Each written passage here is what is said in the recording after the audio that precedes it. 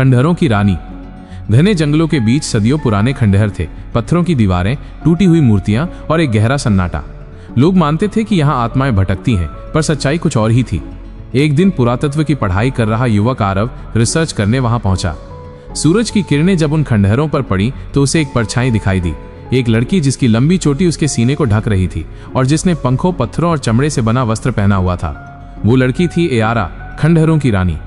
आरव को उसकी आंखों में कुछ ऐसा दिखा जो शब्दों से परे था।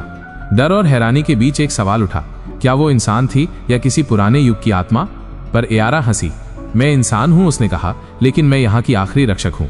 ये खंडहर मेरे पूर्वजों का घर है, कोई इसे नुकसान न पहुंचाए, इसलिए मैं यहीं रहती हूँ। दिन बीतते गए और आरव उसका रहस्य जानने के लिए वहीं रुक गया। दोनों के बीच बातें हुई, भाषा अलग थी पर भावनाएं एक थी। आरव उसे आधुनिक दुनिया के बारे में बताता और एयारा उसे अपनी संस्कृति, नृत्य और गीतों के जरिए पुराने युग की कहानियां सुनाती। धीरे धीरे दोनों के दिल जुड़ गए। एक रात चांद की रोशनी में एयारा ने कहा, अगर तुम मुझसे सच्चा प्रेम करते हो तो इस जंगल को छोड़कर कभी मत जाना, वरना मैं खो जाऊंगी। मैं इस धरती से बंधी हूं, मेरी आत्मा यहीं तक सीमित है। आरव ने वादा किया, लेकिन वक्त ने उसका इम्तिहान लिया। एक दिन आरव को शहर से एक जरूरी संदेश मिला। उसके परिवार को उसकी जरूरत थी। आरव दुविधा में पड़ गया। एक तरफ उसका परिवार था और दूसरी तरफ एयारा और उसका वादा। एयारा ने आरव के मन की उलझन भांप ली। उसने मुस्कुराकर कहा, जाओ आरव, तुम्हारे परिवार को तुम्हारी जरूरत है, मैं तुम्हें रोकूंगी नहीं। उसकी आंखों में हल्की उदासी थी, पर उसने उसे छिपा लिया।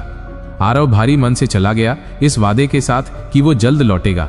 खंडहरों में एयारा अकेली रह गई, पेड़ों की सरसराहट और हवा की फुसफुसाहट में अपने प्यार की वापसी का इंतजार करती हुई। वापसी और रहस्योद्घाटन।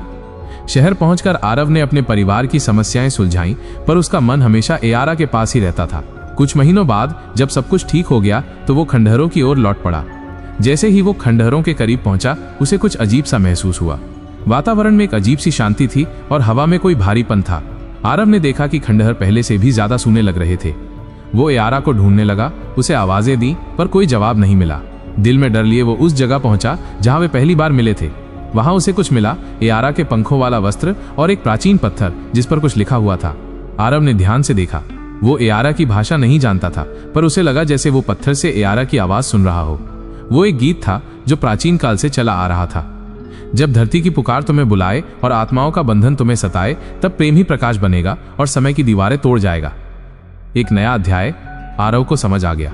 एयारा ने उसे आजादी दी थी, अपने बंधन से मुक्त किया था।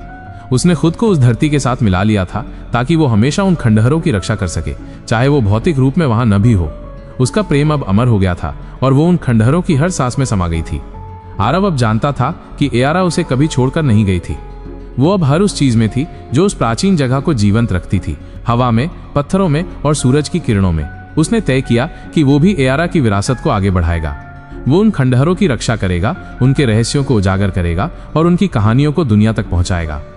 इस तरह खंडहरों की रानी की कहानी एक अमर प्रेम कहानी बन गई जो समय और सभ्यता की सीमाओं को लांघ गई। एक ऐसी कहानी जहां प्रेम ने न केवल दिलों को जोड़ा, बल्कि एक प्राचीन विरासत को भी हमेशा के लिए सुरक्षित कर दिया। क्या आप इस कहानी के बारे में कुछ और जानना चाहेंगे या कोई और कहानी सुनना पसंद करेंगे? ये जानने के लिए बने रहें हमारी चैनल केपी मॉस पर। अगर आपको हमारी कहानी अच्छी लगी हो तो हमारे चैनल को लाइक, कमेंट और सब्सक्राइब कर लें ताकि हमारी कहानी आपके पास सबसे पहले पहुंचे।